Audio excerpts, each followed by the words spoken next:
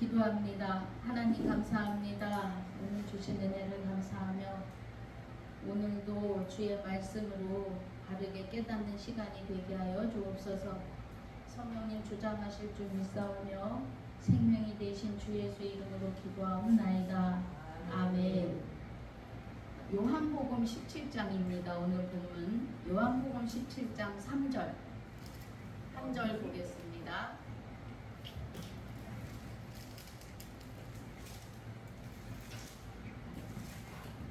자, 함께 봉독합니다. 영생은 곧 유일하신 참 하나님과 그의 보내신 자 예수 그리스도를 아는 것이니이다. 아멘. 오늘 영생에 대해서 하는 것보다 영생을 하려면 어떤 존재로 우리가 있었는지를 먼저 보려고 합니다. 영생은 곧 유일하신 참 하나님과 그의 보내신 자 예수 그리스도를 알아야 하는데 내가 먼저 누구였던지를 알려고 해요. 그래서 내가 누구였던가를 보려면 로마서 3장으로 갑니다.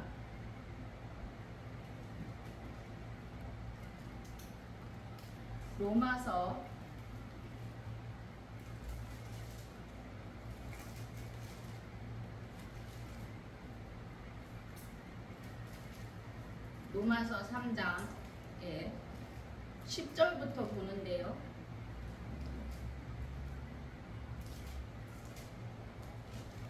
우리의 존재가, 사람의 존재가 로마서 3장 10절에서 우리 18절까지 같이 보고 설명합니다.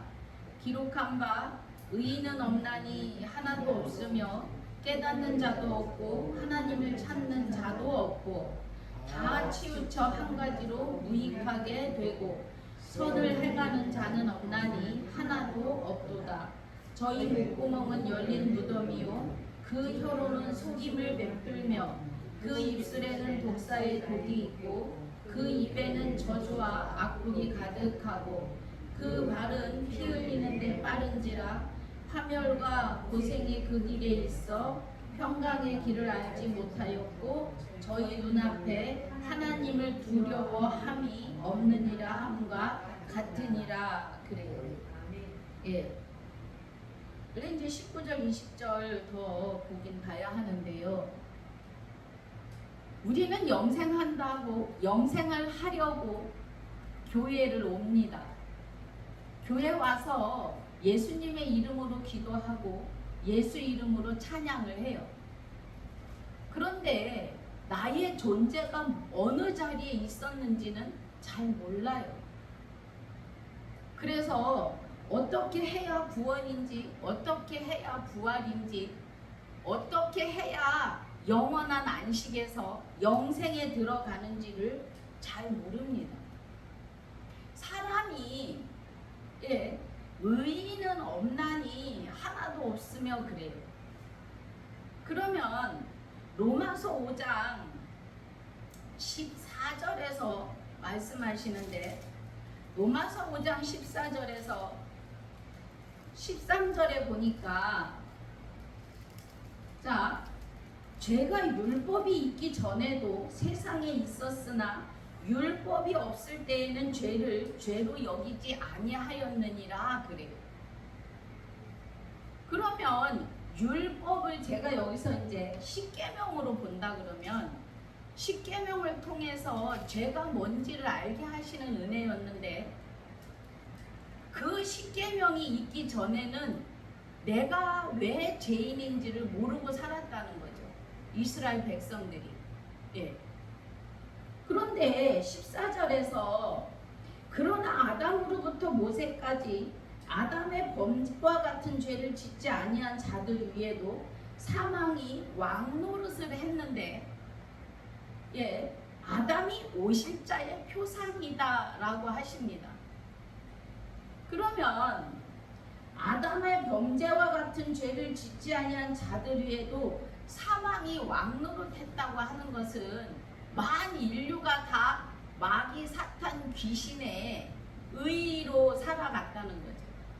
마귀 뭐라고 해야 되나요? 마귀의 그 본질, 예, 마귀의 본질에 의해서 살아간 건데, 마귀의 본질이 무엇이냐 하면, 그러면 아담이 마귀의 본질로 변질이 되었다고 하는 것은 아담이 하나님의 말씀을 빼며 더한 거예요. 하와를 통하여. 창세기 2장 27절인가요? 한번 보겠습니다. 제가 가끔 버벅거립니다. 자, 창세기 2장 17절입니다. 선악을 알게 하는 나무의 실과는 먹지 말라. 내가 먹는 날에는 정녕 죽으리라고 하세요. 예.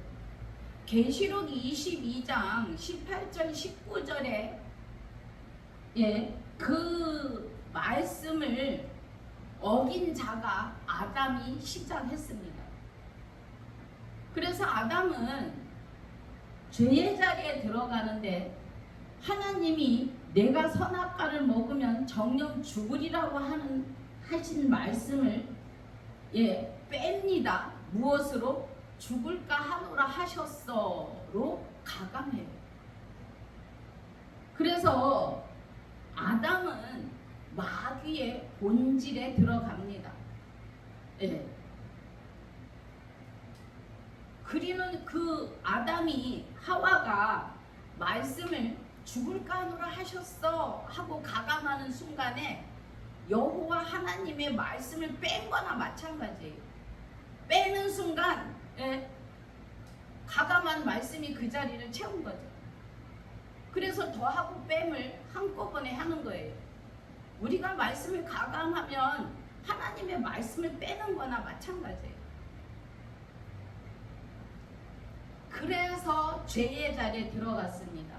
사람은. 그래서 마귀의 본질에 의해서 아담과 같은 죄를 짓지 아니한 자들까지 모두가 다 사망 아래 있게 한 거죠. 예. 그리고 로마서 5장 14절의 은혜가 아담이 오실 자의 표상이라고 합니다. 그러면 우리가 오늘 본문에 의해서 영생으로 가기 위한 은혜인데, 이 죽을 수밖에 없는 죄인이 돼버린 우리 사람이 영생할 수 있는 사람이 되려면 빌립보서 2장으로 가보겠습니다. 빌립보서 2장 6절에서 너희가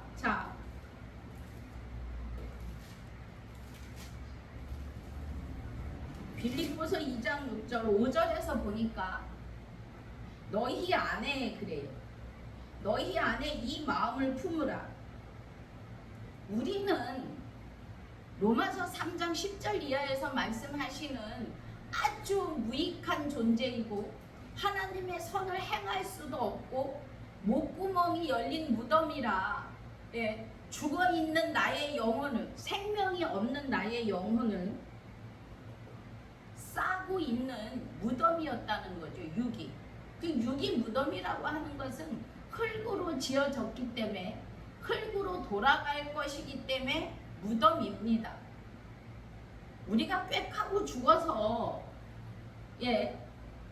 무덤을 만드는 그 죽음이 죽은 것이 아니라 내 영혼이 하나님에게서 단절된 것이 죽은 거예요.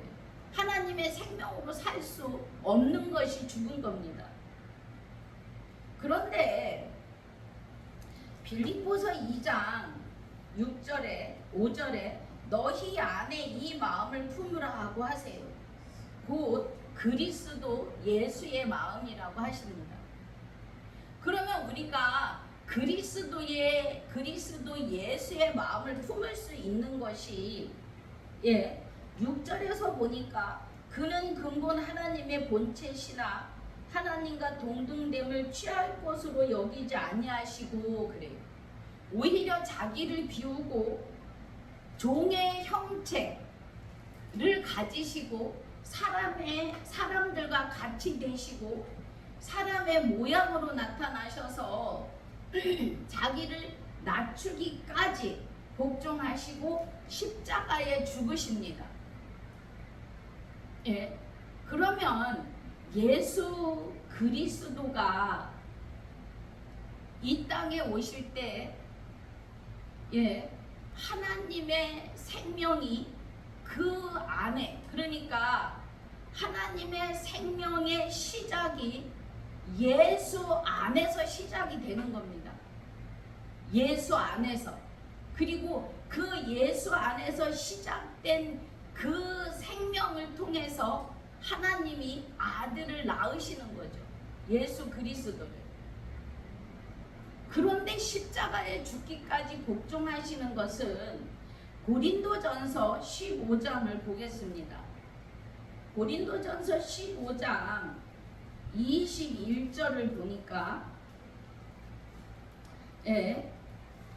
20절부터 보면은요.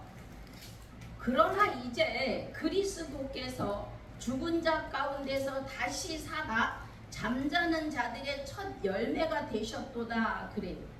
그러면 20절에서 하시는 이 은혜는 우리가 잠을 잤다.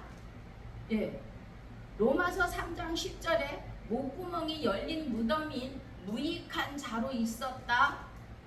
그 은혜죠. 그런데 그리스도가 여호와 하나님의 생명으로 다시 사시면서 부활의 첫 열매가 되시는 거죠. 21절에서 왜 사람의 모양으로 하나님의 생명이 오셔야 하느냐 하면 21절에 사망이 사람으로 말미암았기 때문이에요. 그러면 사람이 육을 입고 있을 때 사망이 들어왔다고요. 그래서 육을 입고 있을 때에 부활이 이루어져야 합니다. 육을 입고 있을 때. 그래서 여기 21절이 사망이 사람으로 말미암았으니, 사람으로 사망이 시작됐다는 것은 우리의 영혼이 생명이 없었다 이 말이에요. 하나님의 생명으로 있지 못했다. 그런데 하나님의 생명을 우리에게 주기 위하는 시간이 육의 옷을 입고 있을 때의 시간이라는 거예요. 그래서 부활은 오늘이어야 합니다. 오늘. 부활과 믿음과 구원과 영생으로 가는 시간의 시작은 오늘이어야 합니다. 할렐루야. 오늘이 되지 아니하고는 부활과 구원과 영생과 영원한 안식은 절대로 없습니다. 절대 없어요. 그래서 예수 그리스도가 육을 입고 오셔서 십자가를 지시면서 사람들 안에 생명이 없던 그 생명을 주기 위해서 십자가에 죽으시는 순종이 된 거예요. 22절에 아담 안에서 모든 사람이 죽은 것 같이, 로마서 5장 14절에 아담과 같은 죄를 짓지 아니한 모든 자들이에 사망이 왕노릇한 것 같이, 아담 안에서 모든 사람이 죽은 것 같이 이제는 오실 자의 표상이 되시는 그리스도 안에서 모든 사람이 부활이라는 겁니다. 저는 지금 만인류가 생명을 받을 수 있는 부활이라고 하는 티켓을 다 받을 수 있는 자격이 있어요.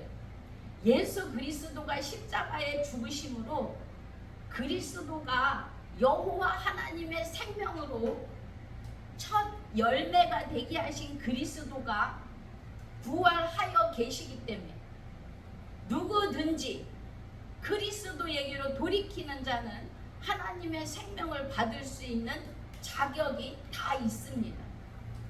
그런데 듣지 못하고 보지 못하기 때문에 돌아오지 못하는 거죠. 누구를 막론하고 예수 이름을 부르는 모든 자들은 그리스도 안으로 들어올 자격이 있습니다. 그를 하나님이 놓지만 않으신다면요. 할렐루야. 자, 아담 안에서 모든 사람이 죽은 것 같이 그리스도 안에서 모든 사람이 삶을 얻는데 그 첫 열매가 그리스도이신 거죠. 네. 예수도, 예수의 영도 우리와 똑같이 죽은 자로 십자가에 달리시고 죽는 순간에 그리스도가 하나님의 생명으로 그 영을 살리신 거죠. 그래서 첫째 부활이십니다. 부활의 첫 열매세요. 그리스도가, 예수의 영이. 그래서 예수는 그리스도로 말미암아 영체로 우리가 하나님의 형상대로 지어졌고, 예수 그리스도도 보이지 아니하시는 하나님의 형상으로 오셨기 때문에 그에게는 형체, 그가 하나님의 형상인 형체가 있었기 때문에 그에게 영체가 있으세요. 그래서 그의 영체가 우리가 하나님의 형상대로 지어진 우리 형체 안에 그리스도의 영체가 임하셔서 주와 합하는 자는 한 영이 되시는 겁니다. 그래서 저와 여러분은 그리스도와 합하여 한 영이 된 자는, 자, 그리스도와 합하여 한 영이 된 자는 주 예수가 되는 것은 마태복음 1장 21절에 아들을 낳으리니 예수라 하라 그래요. 예수 그리스도는 하나님이 낳으신 아들입니다. 예수 그리스도는 하나님이 낳으신 아들이고, 그 낳으신 아들이 그리스도가 여호와 하나님의 생명, 하나님의 본체의 생명으로 우리 안에 오실 때 우리도 하나님이 나를 낳으신 거예요. 그렇기 때문에 우리는 주 예수가 되는데, 주 예수가 되는 것은 그리스도가 하나님의 생명이시기 때문에 주가 되시고, 우리는 육을 입고 있기 때문에 예수 그리스도가 마리아의 몸을 입었을 때 인자의 아들, 그 안의 영은 하나님의 영으로, 그래서 신성과 인성을 가지고 태어난 하나님의 아들인 것처럼 우리도 인자 몸으로, 그리고 우리 안에 그리스도의 생명으로 다시 태어난 자들이기 때문에 주 예수입니다. 할렐루야. 그래서 우리가 영생에 이르는 것은, 조금 더 보면 갈라디아서 3장 보겠습니다. 아들에 관해서 좀 볼게요. 갈라디아서 3장 23절.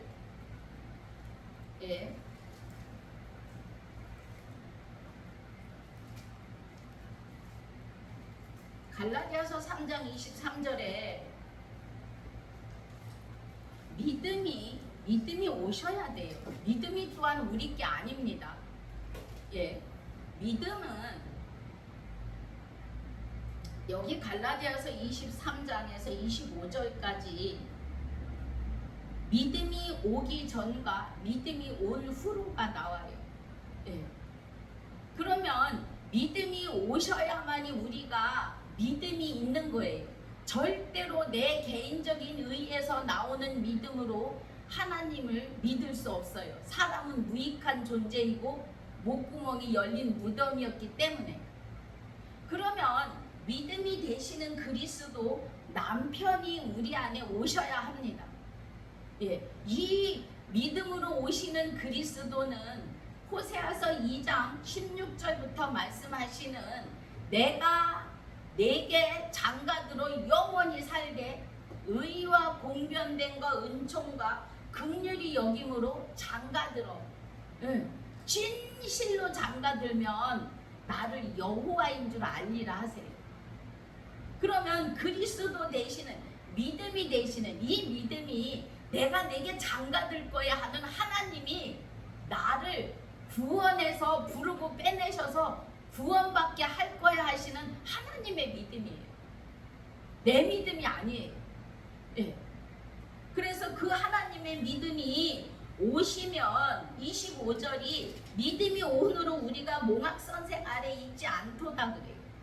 그러면 몽학 선생은 율법인데 그리스도의 초보, 방금 그리스도의 초보, 이제 막 예수를 믿기 시작한, 이제 그리스도를 막 알기 시작한 그 은혜예요. 그래서 그 그리스도의 믿음이 우리 안에 오시면 이제는 우리가 초보에 있지 아니하고 다 믿음으로 그리스도로 말미암아 하나님의 아들들이 되는 거예요. 그 은혜가 아까 말씀드린 생명이 되시는 그리스도가 우리 안에 오시는 그리스도가 첫 번째 부활의 첫 부활이고 그 부활의 그리스도에게 우리가 붙으면 그와 합하여 한 영이 되면 아들이 되는 겁니다. 하나님의 아들이요. 그 은혜예요. 그래서 누구든지 그리스도와 합하여 세례를 받은 자는 그래요. 그리스도는 말씀 덩어리이십니다. 말씀 그 자체이세요.